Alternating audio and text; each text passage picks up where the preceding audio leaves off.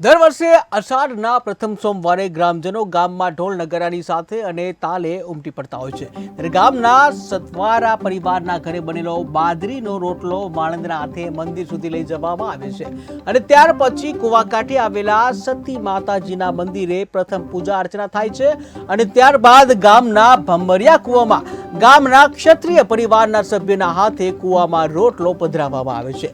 કુવામાં પડેલા રોટલાની દિશા પરથી આ વખતે રોટલો કુવાની વચ્ચોવચ પડી ઈશાન ખૂણા તરફ ગયો હતો અને જે અતિ શુભ સંકેત હોવાનું ગ્રામજનોએ જણાવ્યું છે।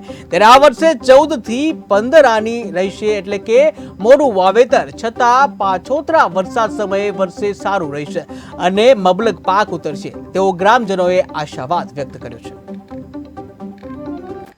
અને અમે અષાઢ મહિનાના પહેલા સોમવારે અહીંયા વેરાઈ માતાજી અમે બધાય દેવસ્થાને નિવેદ જુવારી ગજા નારિયેળ સિંદોર અને પછી વેરાઈ માતાજીના મંદિરે અમે આવી અને અમારા દાદા ને પરદાદા આ બધું કરતા અને રોટલા નાખતા માતાજીના અને વરસાદનો વર્તારો જોતા કોઈથી પ્રમાણ જોતા કોઈથી ફેલ જાતું નહીં, બરોબર।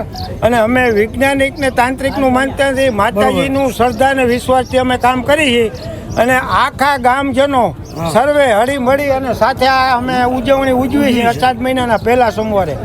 અને અમે આજી ફેરે પણ રોટલો નાખ્યો અને વરસાદનો વર્તારો જોયો, એટલે વરસાદ થોડોક ખેંચવે એવું દેખાડાય કે આપણે 8-10 દીમાં વરસાદ પાવરફુલ પાછેતરો છે, કોઈ બીવાની કાંઈ જરૂર નથી। માતાજી અને શ્રદ્ધા અને વિશ્વાસથી માતાજી અમારો કોઈથી બોલ ફેલ ગયો નથી ને જવા પણ નહીં દી, અમને એટલો વિશ્વાસ છે। અને વરસાદ પાછળ નદી નાળા ડેમ છલકાઈ એવો વરસાદ દેખાડે છે, માતાજી પ્રમાણ દેખાડે છે। બાકી સાચી ઈશ્વરની ગતિ નિહારી છે, આમાં કોઈ કાંઈ જાણી થઈ ગયું બરોબર। અમે બોલ બોલીને એટલે માતાજી અમારો બોલ ગામજનો સર્વે ભેગા મળી અને કામ કરી છે તો અમારો બોલ કોઈથી ફેલ જતો નથી। અને અમે